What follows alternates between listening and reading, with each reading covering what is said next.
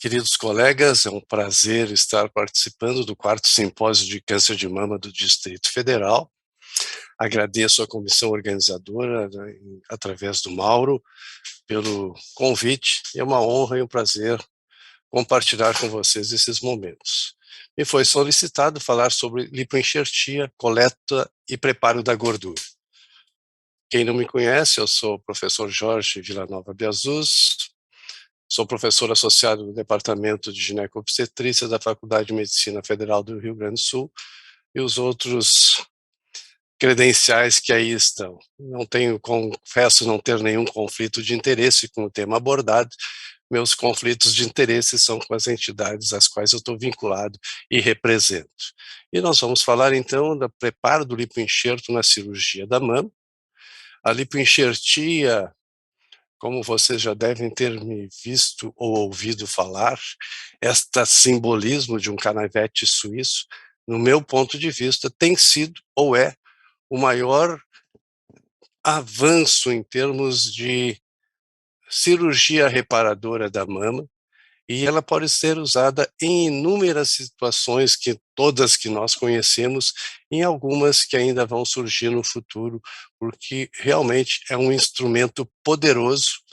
E com as novas formas de preparo de gordura, que não é tema nesse momento, mas com micro e nanolipoenxertia temos possibilidade de agir mais intensamente, especialmente em tecidos lesados e sequelas de radioterapia, talvez evitando sequelas mais severas no futuro. A primeira vez que eu ouvia a falar sobre lipoenxertia na mama, eu tive essa sensação, né? Isto é o ovo de Colombo. Estava aí tão perto por muitos anos e ninguém tinha pensado, né? E depois que alguém desenvolve a ideia, fica fácil, né? Olhar pelo retrovisor da história. Mas assim, a lipoenxertia realmente ela consegue ser um instrumento de multiuso, correção de perdas de volume, de forma, de projeção, às vezes até de sensibilidade em áreas fibrosadas, ela melhora, e melhora os resultados cosméticos e funcionais. Permite, então, ampliar, no nosso caso, as cirurgias conservadoras da mama, a regeneração da derme subcutânea pós-radioterapia, nas cirurgias reconstrutoras com implantes e retalhos autólogos pós-mastectomia. E pode evitar, então, cirurgias mais extensas, como os retalhos locais ou miocutâneos. É um procedimento de muito menor morbidade e tem se mostrado oncologicamente seguro. Então, também ela tem esse efeito Photoshop, melhora-se quase todas as imperfeições, tem um efeito rejuvenescedor sobre a pele e os tecidos moles, mesmo com sequela tínica, recupera volume, forma e textura em mais de 70% dos casos, diminui a fibrose, aumenta a elasticidade, a pele melhora e melhora a microcirculação. Vejam assim, é um instrumento poderoso para nós que lidamos com reconstrução mamária e temos muitas vezes, frequentemente, nos deparamos com situações que necessitam de refinamentos, ajustes e correções. Qual a vantagem de fazer uma lipoenxertia? Bom, o tecido é abundante, tem várias áreas doadoras, ele é biocompatível, tem um efeito regenerador, ele é versátil, tem o aspecto de uma textura natural, ele é minimamente invasivo, obviamente com cicatrizes mínimas, e tem uma baixa morbidade no sítio doador, às vezes até trazendo um ganho secundário. O processamento é simples, é um procedimento que pode ser ambulatorial e a grande vantagem, o enxerto sobrevivente é permanente. E isso é o que importa e por isso que é importante o preparo do material a ser enxertado. O tecido adiposo, basicamente, ele é predominantemente composto por adipócitos, células tronco adiposas, células tronco vasculares, pericitos, fibroblastos, tecido conjuntivo, mas grande, né? O volume do lipoenxerto, 95 ou mais por cento do volume são adipócitos, mas o que importa realmente é a presença das células tronco adiposas, as células tronco vasculares e as outras células residentes em que podem provocar estímulos microambientais, levando à proteção dos tecidos e ao desenvolvimento de células tronco, estímulo, né, para angiogênese e adipogênese. Com essas preocupações com o preparo, é o tempo gasto na preparação, o volume que vai ser enxertado, a melhor qualidade do enxerto, essa deveria ser uma grande preocupação, a melhor pega do enxerto, isso depende da técnica. Sabe-se que a sobrevivência é imprevisível, mas ela também pode ser previsível se ela for usada a técnica correta. E os resultados a longo prazo. Que pontos a ponderar que podem ter alguma importância? A forma de aspiração, o local da aspiração, o calibre da sonda de aspiração, o diâmetro do orifício de captação, se usa ou não usa líquido tumescente, a forma de preparo por decantação, lavagem, centrifugação ou outros métodos, a forma de enxertar a gordura e o calibre da enxertia. Então, são pequenos detalhes que vão fazer influência no momento de ter sucesso ou não com esse procedimento. Então, como princípio básico, é selecionar uma área doadora, a coleta com técnica menos traumática possível, manipulação cuidadosa do tecido, não deixar ele atirado em cima de uma mesa cirúrgica, não deixar ele desidratar ou resfriar. Nós preferimos o processamento por centrifugação, e a enxertia é um processo personalizado, né? É um instrumento que cada um vai usar da maneira uh, de sua expertise, e cada paciente vai ter um tipo de enxertia, porque ela vai ter um tipo de defeito, uma geometria específica, algo dentro da tridimensionalidade da lesão, que é particular de cada paciente, que poderá ser corrigido, então, com a lipoenxertia. O processamento da gordura é principalmente mecânico por natureza, né? Se é para separar o material, ele deve ser claramente distinguido de outros procedimentos que isolam células-tronco, adicionam hormônios, fatores de crescimento ou outras substâncias, que não é o que a gente faz habitualmente. Então, o propósito de processar a gordura antes da enxertia é remover células não viáveis, detritos celulares, lipídios livres, fluido sanguíneo, líquido de tumescência quando utilizado, para obter um tecido mais homogêneo, com uma melhor previsibilidade de integração e sobrevivência. A sobrevivência do enxerto é incerta? Depende muito da expertise de uma maneira como é feito. A presença de células contaminantes, de sangue, fluido tumescente, lipídios livres no enxerto, que provocam reações locais hostis ao enxerto, né? E isso diminui a pega. Então, isso, assim, como não existe uma exatidão em termos de técnica, né? Pode ter, então, resultados desiguais, inconstantes, dependendo do operador. Inicialmente, eu acho que todo iniciante deve optar pela técnica de Coleman, que envolve a coleta de gordura de regiões do corpo, ela era mais abundante, abdômen, coxas, flancos, seguida por centrifugação e o enxerto estruturado da gordura depurada. Habitualmente, nós, na nossa prática, usamos o abdômen e os flancos, porque a paciente está em decúbito dorsal, é mais prático, mas também pode-se utilizar os culotes, a raiz da coxa, a face interna dos joelhos, qualquer outra área que tenha gordura excedente que possa ser empregada para fazer a preparação. Essa é a técnica de Coleman, né?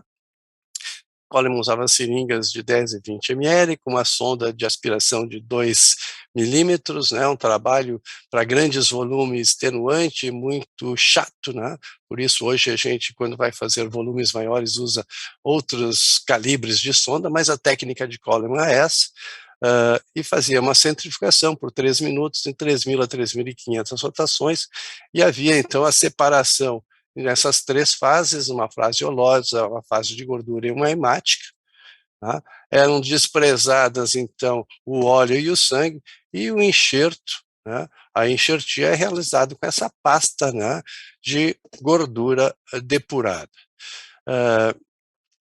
Quanto mais a centrifugação pode concentrar o material, né, ficar uma pasta mais densa, ou com a baixa rotação, com menos força na centrifugação, ficar mais fluida, e que a nossa preferência é quando a gente tem usado volumes maiores de lipoenxerto. Então, nós temos a centrifugação, pode trazer também as simples peneirais, se não houver uma centrifugação, você pode deixar o método de decantação espontânea, que é mais demorado na decantação, mas ou a lavagem com soro fisiológico, né, produzindo um material que vai ser, então, colocado nas seringas e pronto para enxertia. Aqui um material que foi feito só lavagem, aqui um material com centrifugação, o material centrifugado, ele parece mais denso, mais homogêneo do que o apenas filtrado. A técnica do lipoenxerto deve ser uma injeção retrógrada, né, para evitar lagos de gordura, distribuindo em camadas, né, para que haja um maior contato do tecido adiposo enxertado, que é um tecido não vascularizado.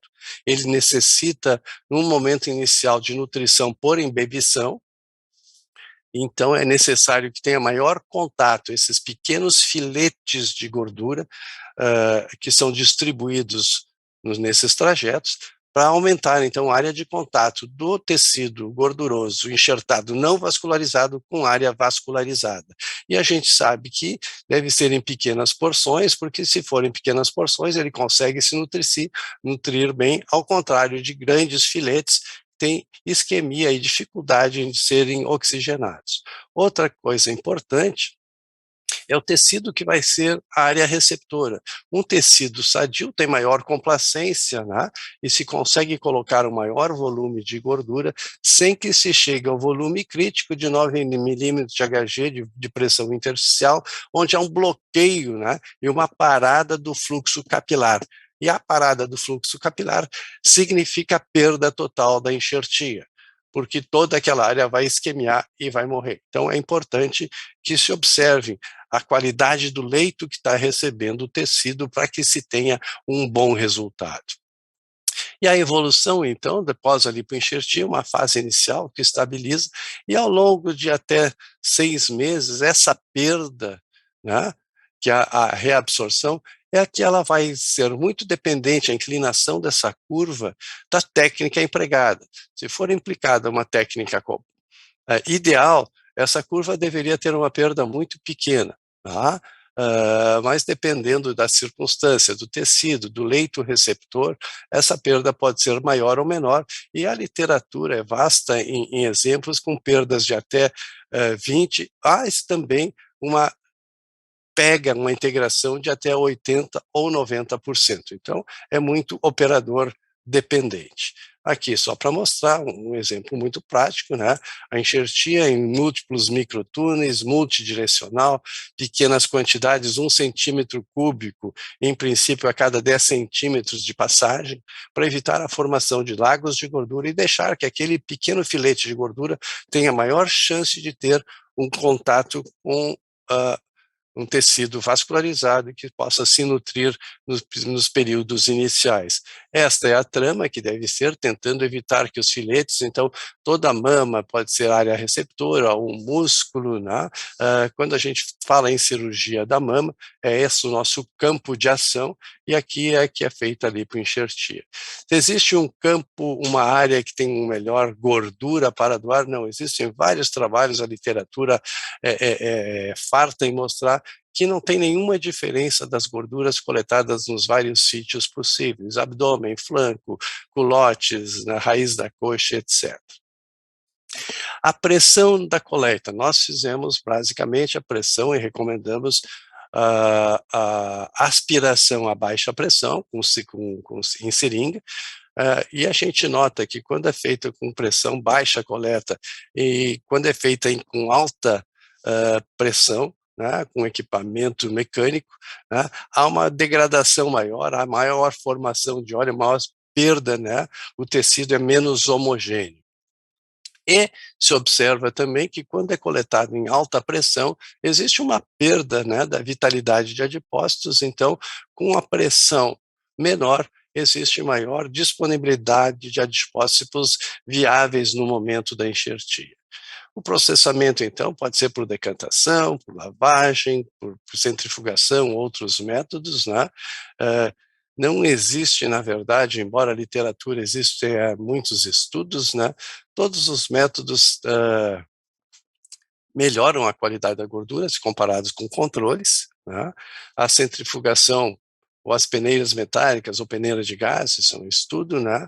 Mostram que a grande maioria não tem uma diferença significativa se a gente for pensar nas técnicas aqui de centrifugação, peneira metálica, peneira de algodão, Parece que o único prejuízo que tem são as peneiras metálicas, né, que aumentam a reação inflamatória e tem uma sobrevida, né, a taxa de sobrevivência do enxerto menor do que os outros, mas vejam também que isso não tem uma significância estatística que seja relevante. É um cuidado extra para quem vai fazer a lipoenxertia. Vejam aqui, então, quando se enxerta, né, quando centrifuga, tu tem melhor material real normalmente. E existem hoje em dia aí que nós temos adotado mais essa centrifugação de baixa pressão, né, soft centrifugation, que é o número 4 aqui, 400 rotações por minuto durante 1 minuto, né, em que tem pouca, explodem poucos adipócitos, né, tem pouca perda de material, e a taxa, né, de viabilidade é extremamente importante aqui, e é rápido, né, 1 minuto, 400 rotações, e se tem um material de boa qualidade, com mais fluência, né, com menos arrasto, né, a reologia do líquido do enxerto é melhor, e a soft centrifugation, então, aqui, ó, vejam enxertos, né, existe tudo com decantação e com grande força, a pega do enxerto, né, parece ser bem melhor quando se trata a gordura com menos violência, mais carinho e menos forças destrutivas. Esse estudo é interessante do Eto'o e Yoshimura, esse grupo que estuda muito, que integra as teorias, porque se acreditava antigamente que todo enxerto precisava ser, sobrevivia, digamos assim, por embebição. Yoshimura e Eto'o mostraram de forma assim muito elegante e na bancada, né, que a porção externa do enxerto sobrevive por embebição, mas essa porção média, que é a área que regenera, ela se regenera a partir de células tronco adiposas que são ativadas, né, e começam então a substituir os adipócitos que se perdem, né, sofrem necrose e se recuperam. Aqui, então, aqui é o tecido receptor, aqui há o tecido que consegue sobreviver por embebição, e as células dessa camada intermediária são ativadas as células troncas em função da isquemia. Essas células podem sobreviver até 72 horas sob condições isquêmicas severas, e a liberação de líquidos e fluidos das células periféricas ou circundantes ativam, então, que essas células tronco adiposas, células tronco vasculares, se ativem e formem novas células, né? Tem um efeito angiogênico, adipogênico, reparando então essa atividade. Então é muito importante que o enxerto seja feito de uma forma linear, evitando que se formem lagos de gordura para evitar a isquemia, sempre na maneira retrógrada para evitar injeção inadvertida em leito vascular. E não esqueçam que todo adipócito tem contato com um microcapilar. Então, se injetar grandes porções, vai haver perda e morte celular, né? E a gente segue adiante aqui falando que se o tamanho da cânula de liposucção tem algum efeito na sobrevida do adipócito, e parece que sim, cânulas mais calibrosas fazem uma coleta mais confortável da gordura e apresentam mais adipócitos viáveis, né? O calibre das cânulas, né, e a viabilidade de adipócitos, então uma cânula de 6 milímetros é aparentemente a que teria maior viabilidade, embora dependendo da região possa ser usada cânulas de diferentes calibres, é óbvio, né? A mesma coisa acontece com as agulhas de injeção, né? De 14G, de 16 e 20, mas a sobrevida já é praticamente semelhante. O que se colocar agulhas de mais de, de 1,5 cm, de 1,5 mm, desculpe, de calibre, né, pode provocar perdas significativas quando são quantidades muito grandes enxertadas. Qual seria, então, o preparo ideal? Atraumático por aspiração com cânula, diâmetros orifícios com captação de 3 milímetros, aspiração de baixa pressão manual, centrifugação suave, enxertia com agulha em diâmetro 1,5 a 2 milímetros no máximo. Por quê?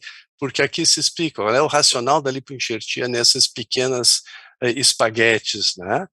É que se ampliar o raio, vai aumentar esta área interna, que vai ter uma grande isquemia e vai se perder uma grande porção do enxerto. Então, é extremamente importante, isso está muito bem determinado em termos de bancada em laboratório, a importância do filete ser fino e não haver formação de lagos de gordura.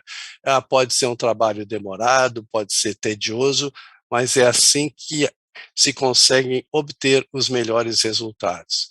Então, nos passos da lipoenxertia, em primeiro lugar, avaliar a complacência da área receptora. Não dá para botar muito tecido, enxertar adipócitos, esperar que eles sobrevivam num tecido hostil, com baixa microcirculação, com muita fibrose, a perda será muito elevada.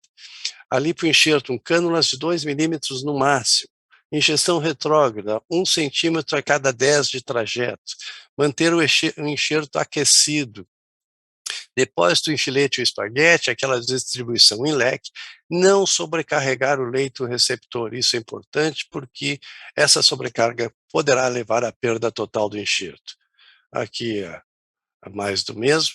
E o que acontece? Vamos fazer do aspecto prático para indo para o final da nossa apresentação. O que acontece depois que a gente enxerta a gordura? Né? O tecido adiposo, ele entra num estado de hipóxia, ele é nutrido apenas por difusão plasmática, até que ocorra a possibilidade de uma revascularização.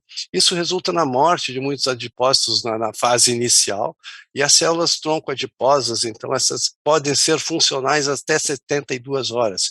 E a isquemia, na verdade, assim, é que ativa esse processo regenerativo em colaboração com outras células tronco e células progenitoras infiltradas da medula óssea. Aqui que vocês veem, né, um tecido adiposo, todo adipócito tem contato com um capilar, e aqui a gente olha para uma área com maior aumento, e a gente vê então aqui as células dos pericitos, as células troncoadiposas, as células do estroma vascular, que são ativadas, então, no momento em que elas são transferidas, né, para outro sítio, que elas vão tentar se desenvolver. Então, estão ao longo dos capilares, entre adipócitos e pericitos.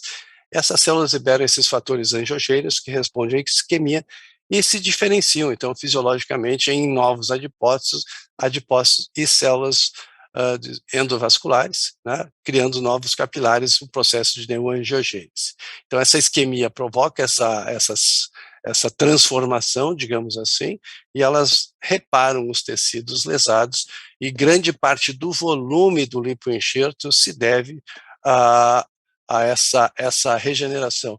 Aqui para mostrar, né, antes, né, quando é feito um enxerto, uma semana, né, essa pirilipina, ela marca o citoplasma de células ativas e vivas, né, vejam aqui, essa parte que está se sobrevivendo por embebição, aqui começa a regenerar a partir de células troncoadiposas que começam a proliferar, vejam aqui a pirilipina, né, vejam mostrando o citoplasma de células que começam a fazer a regeneração, e aqui em azul os adipócitos mortos, né, que vão ser reabsorvidos ao longo do caminho, e esse é um processo, né, que é importante de a gente ver, e aqui do cuidado que deve ser feito, então, ali para enxertia. Por que é importante aquele filete? Porque se a gente aumentar a espessura, o diâmetro da cânula de enxertia, vai aumentar essa área de necrose, né? Porque apenas uma camada muito superficial que vai sobreviver por embebição, e a parte regenerativa vai ser dependente de células tronco adiposas e vasculares, que serão então estimuladas a proliferarem e regenerar aquele tecido. Aqui é o mesmo de antes, né, mostrando aqui um tecido adiposo, né, ah, o seu declínio espontâneo aqui é um tecido não enxertado, eles vão gradativamente perdendo, os adipócitos em uma semana desaparecem, né. Vejam que a morte celular acontece, ao contrário do tecido que foi enxertado numa área receptora, que tem aquela perda, mas a partir do terceiro dia começa a haver ativação de células tronco adipose, o desenvolvimento, e aqui a gente já pode ver células cujos núcleos são Ki67 positivo, né, que estão ativamente proliferando, e os núcleos azuis são e algumas células que estão morrendo. E esse processo regenerativo está evoluindo.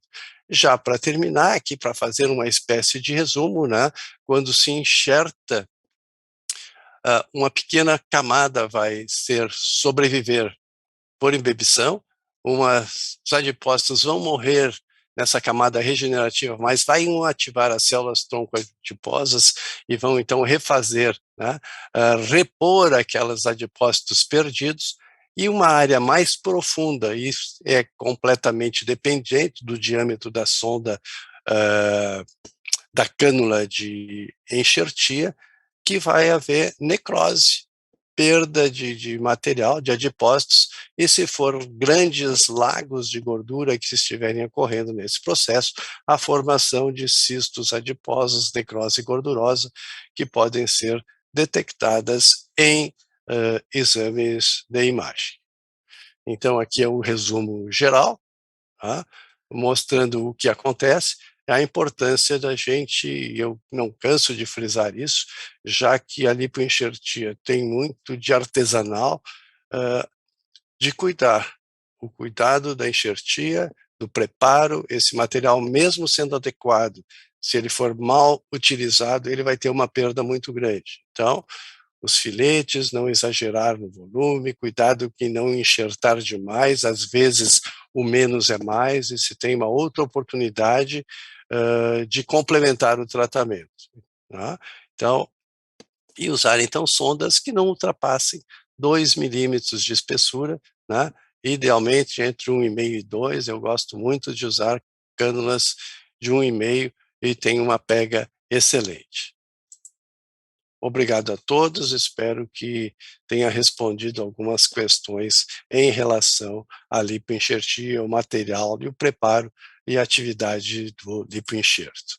Obrigado mais uma vez, agradeço à comissão organizadora, pelo privilégio de poder compartilhar com vocês um pouco do que a gente estuda sobre enxerto autólogo de gordura.